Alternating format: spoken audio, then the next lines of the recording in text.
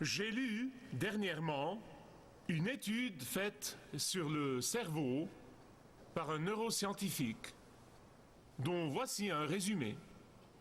L'étude dit qu'il y a un centre de joie dans le cerveau. On vient de le découvrir et c'est dans le cortex orbital préfrontal droit de votre cerveau. Vous avez compris? Si vous connaissez le Seigneur, vous avez compris.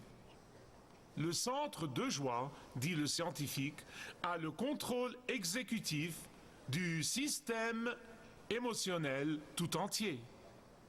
En fait, il dit que quand ce centre de joie est assez développé, c'est-à-dire quand vous venez à Jésus, il n'a pas dit ça, moi je le dis, il règle le contrôle des émotions et de la douleur et des centres d'immunité. Il guide notre comportement tout entier. Il libère des neurotransmetteurs comme la dopamine et la sérotonine. Et c'est la seule partie du cerveau qui domine le centre d'impulsion principal du cerveau. Quand j'ai lu ceci, je me suis dit, les scientifiques ont finalement découvert ce que l'apôtre Paul savait il y a 2000 ans déjà, et ce que nous avons vu tout au long de cette série de messages sur la joie, comme quoi la joie du Seigneur crée le contentement dans la vie. Nous étudions Philippiens 4 et le dernier passage que nous allons étudier pour clôturer cette série de messages, c'est Philippiens 4, 10 à 23 et je vous prie d'ouvrir vos Bibles pour que vous puissiez suivre avec moi. C'est le passage le plus passionnant et le plus riche de cette épître merveilleuse. Et pourtant, c'est le passage le plus déformé et le plus mal compris dans l'épître aux Philippiens. Paul dit: j'ai appris le secret du contentement. Je l'ai appris. Chaque fois que vous voyez le mot appris, vous pouvez être absolument sûr que c'est une indication pour montrer que ce n'est pas quelque chose que vous naissez avec. Vous ne naissez pas content.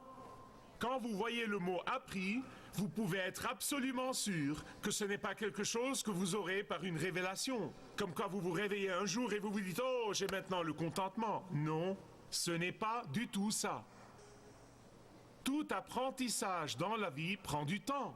Tout apprentissage demande de la bonne volonté pour l'acquérir. Tout apprentissage exige le désir d'apprendre. Tout apprentissage exige la persévérance dans l'apprentissage. Il exige l'expérience. Et l'apprentissage du secret du contentement ne peut être accompli quand on n'a que la prospérité et quand on n'a que le succès dans la vie. Vous dites pourquoi? Eh bien, quand on vous donne tout, et que ce soit un avertissement aux jeunes mamans et papas, nous voulons tout donner à nos enfants. Et nous faisons une erreur en agissant ainsi. Mais quand on vous donne tout ce que vous désirez avoir, vous ne serez jamais capable d'éprouver le contentement. C'est une impossibilité. L'autre extrême est aussi importante. Une personne qui ne connaît que les privations tout le temps dans sa vie ne peut pas apprendre le secret du contentement. Des deux côtés. Mais le secret que l'apôtre Paul a appris dans sa vie, c'est le contentement quand on est exposé à ces deux extrêmes. Exposé au succès et à l'échec. Nous n'aimons pas l'échec, mais votre échec peut vous apprendre au lieu de vous enterrer. L'échec peut être un détour et non pas une rue sans issue. Quand vous êtes exposé à la prospérité comme à la perte, quand vous êtes exposé à l'abondance comme au besoin, quand vous êtes exposé aux cimes comme aux vallées, ces deux éléments vous enseigneront dans l'école du contentement. Si vous avez grandi en ayant tout et que rien qui ait une vraie valeur pour vous ne vous a jamais été enlevé, si vous avez appris à n'en faire qu'à votre tête et appris à ne jamais céder, dès que Dès que vous subirez un échec ou une perte quelconque, ce sera pour vous la fin du monde. D'autre part, si vous avez grandi en n'ayant rien et que ça a duré, que ce soit la pauvreté ou l'échec ou les privations, et que tout d'un coup vous remportez le succès ou la fortune ou quoi que ce soit, et là, il s'agit de savoir ces choses vous corrompront-elles ou vous feront-elles vivre dans la culpabilité pour les avoir eues. Il y a des gens comme ça. Paul a appris le secret du contentement en passant par ces deux extrêmes. Un jour, il a de quoi manger en quantité, et l'autre, il ne peut même pas manger et remplir son estomac vide. Un jour, il a le prestige et la puissance et les possessions, et l'autre, il dort dans un misérable donjon ou dans une cellule de prison à Rome ou à Philippe. Et voici ce que l'apôtre Paul dit. Il dit, j'ai appris à étouffer l'arrogance qui vient de la richesse et j'ai appris à écraser l'arrogance spirituelle qui peut venir de la pauvreté. Comment pouvait-il faire ça? En étant content indépendamment de sa condition. L'apôtre Paul a appris que le contentement est une condition du cœur et non pas une situation. Et il dit, si j'ai beaucoup, je loue le Seigneur et je le partage avec les autres. Et si j'ai très peu ou rien du tout, je loue le Seigneur en tout cas car je sais qu'il pourvoira à tous mes besoins. Maintenant, il y a des gens qui voient la vertu dans la richesse. Il y a des gens qui voient la vertu dans la pauvreté. Les deux ont tort. Elle n'est ni dans l'une ni dans l'autre. Parce que contrairement aux stoïques autosuffisants, Paul n'a jamais prétendu être fort en lui-même. Il dit dans sa lettre, parce que je dois tout à Dieu. Par conséquent, je suis content. Écoutez-moi, bien-aimés. Quand vous en êtes dans votre vie au point où vous avez complètement confiance dans la suffisance du Seigneur Jésus, quand vous faites complètement confiance à son timing et à ses voies, Dieu arrangera lui-même toutes vos circonstances et pourvoira à tous vos besoins.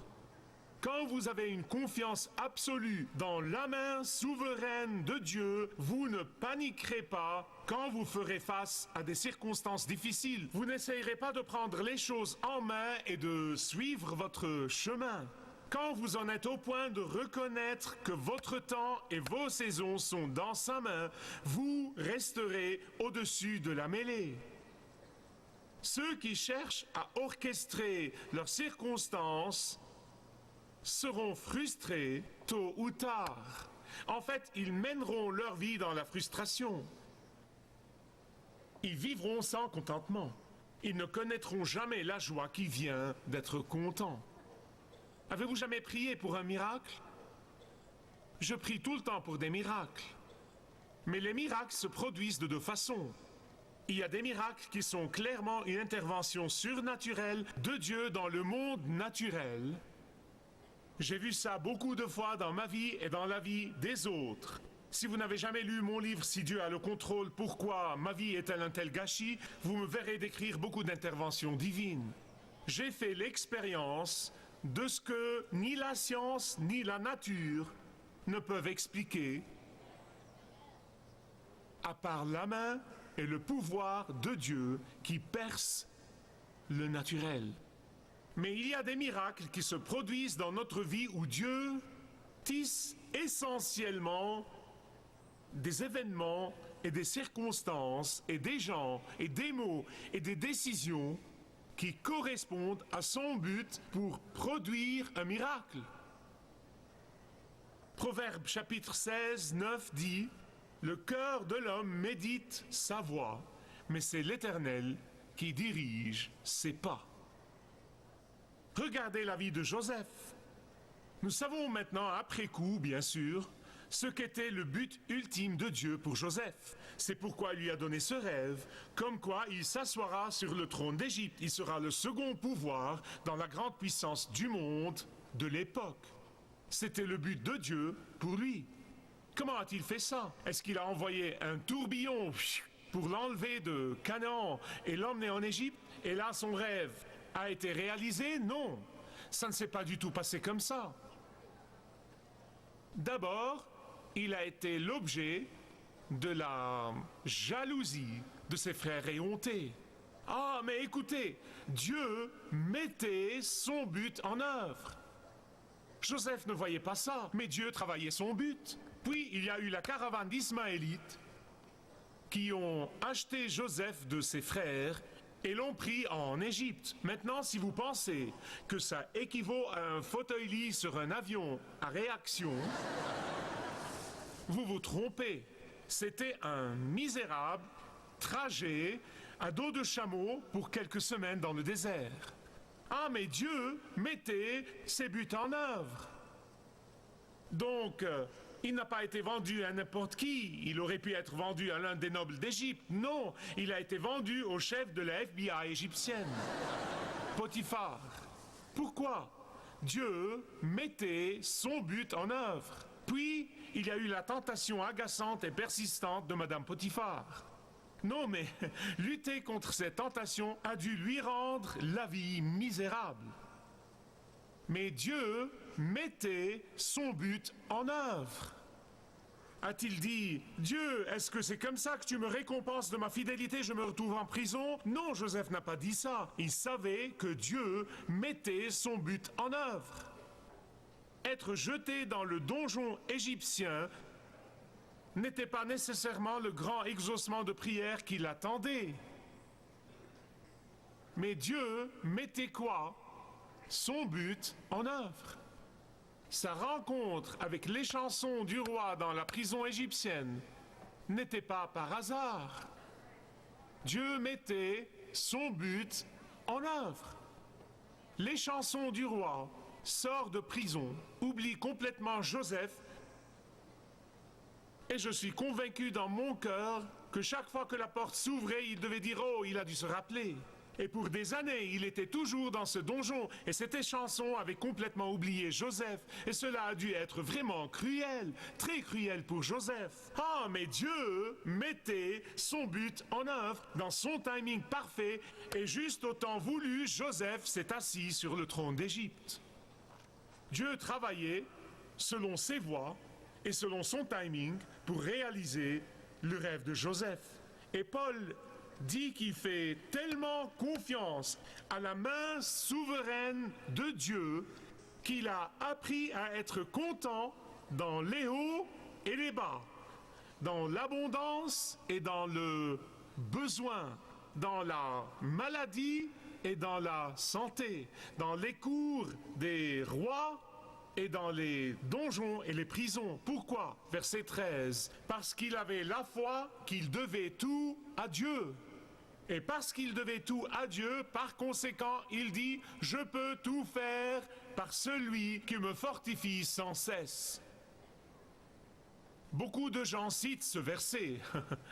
Je les entends le citer et le mentionner d'une telle manière, et je sais que quand ils le disent, ils veulent dire parfois « je peux être un surhomme » ou « je peux marcher sur l'eau » ou « je peux ressusciter les morts ». Vous savez, je puis tout par le Christ. Vous devez le comprendre dans son contexte. Vous devez comprendre ce qu'il dit ici. Dans le contexte, Paul dit « Quelle que soit la circonstance dans laquelle je me retrouve, que ce soit avec les riches et les puissants, ou avec les pauvres et les impuissants, que ce soit en prêchant 25 000 personnes dans le Colisée éphésien, ou en prêchant seulement au geôlier philippien, ou en prêchant le roi Agrippa en personne, ou un soldat humble à Rome, je peux faire toutes les tâches que Dieu m'appelle à accomplir par sa puissance. C'est ce qu'il voulait dire par là. Il dit, je ferai la volonté de Dieu dans ma vie, indépendamment de là où j'en suis physiquement. Je ferai la volonté de Dieu dans ma vie, indépendamment de là où j'en suis matériellement. Écoutez-moi, vous devez apprendre que Dieu cherche l'obéissance. Et vous m'avez entendu parler de l'obéissance tout au long de cette série de messages, car c'est l'un des thèmes de cet épître. Mais écoutez-moi, s'il vous plaît, écoutez. Si vous pensez que je vous enseigne que vous pouvez obéir à Dieu par votre propre force, vous m'avez alors mal compris. Et je suis désolé que vous m'ayez mal compris. Ce n'est pas du tout ce que je voulais vous communiquer.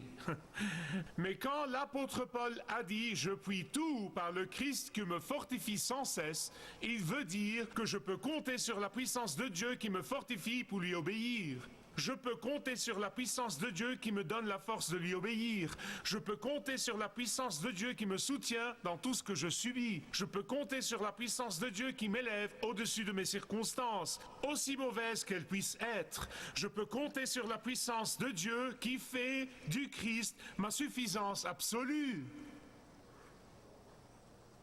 Vous dites pourquoi ? Ah, parce que le contentement appartient à ceux qui se fient à la puissance de Dieu et non pas à la leur. La puissance de Dieu apporte le contentement à ceux qui n'ont pas de puissance personnelle.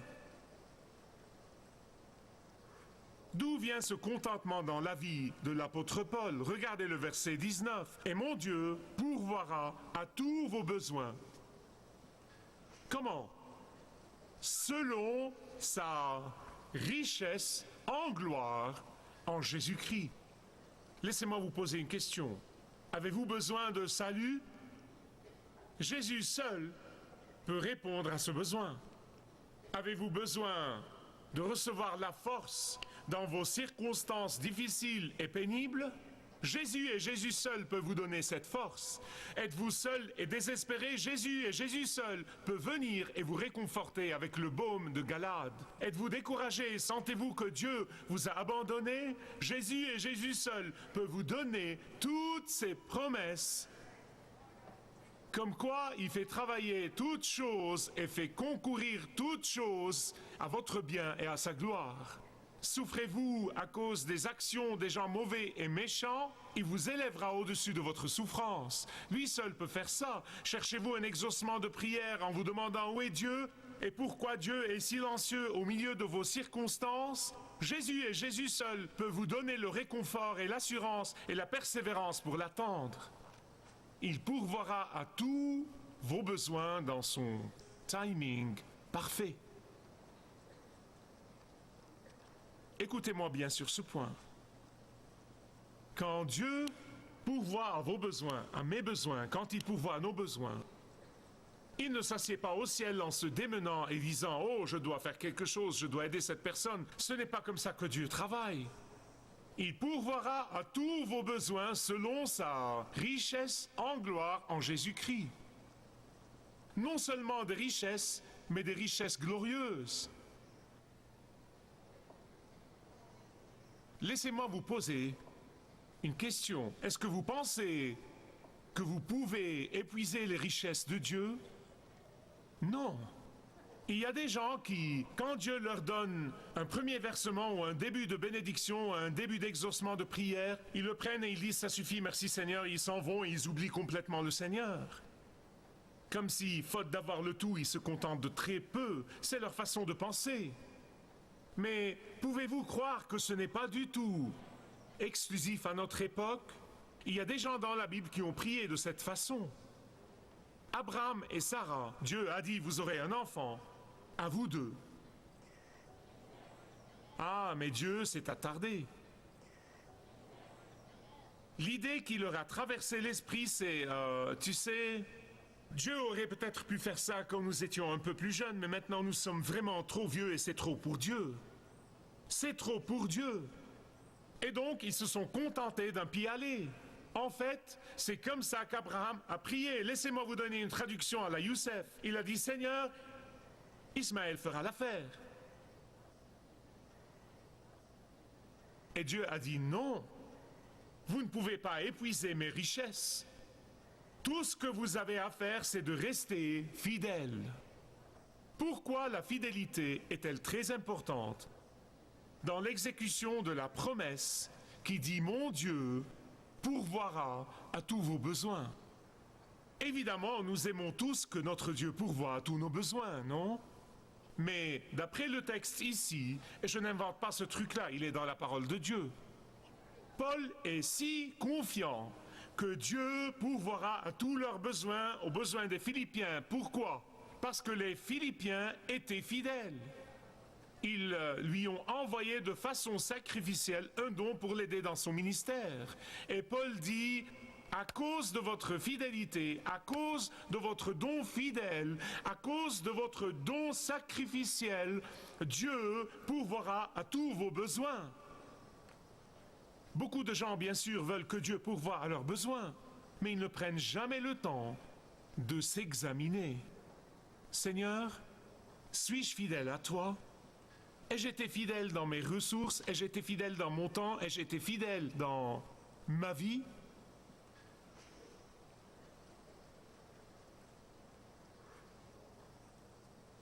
Je sais que parfois, quand je vous défie d'être fidèle et de rester fidèle et de donner de façon sacrificielle pour le travail du ministère, je crois ce que les apôtres croyaient. Ce n'est pas que le ministère a besoin de votre soutien.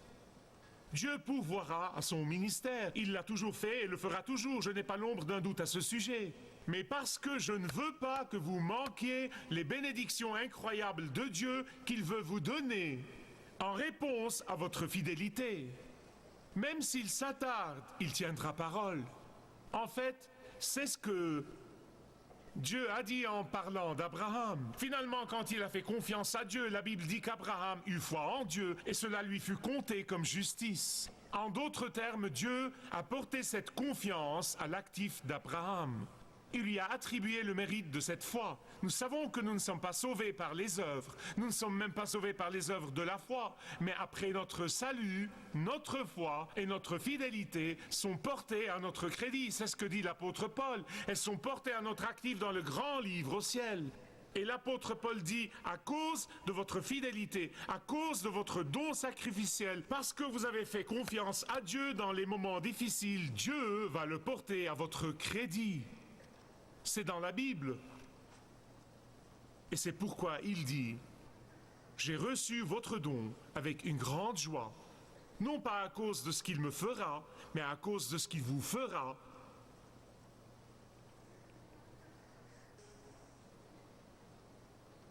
Et de la façon dont il vous bénira, et de la façon dont il vous récompensera. Et c'est comme ça que Dieu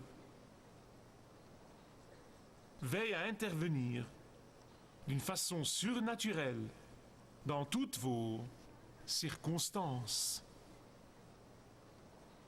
Laissez-moi vous poser une question avant de prier.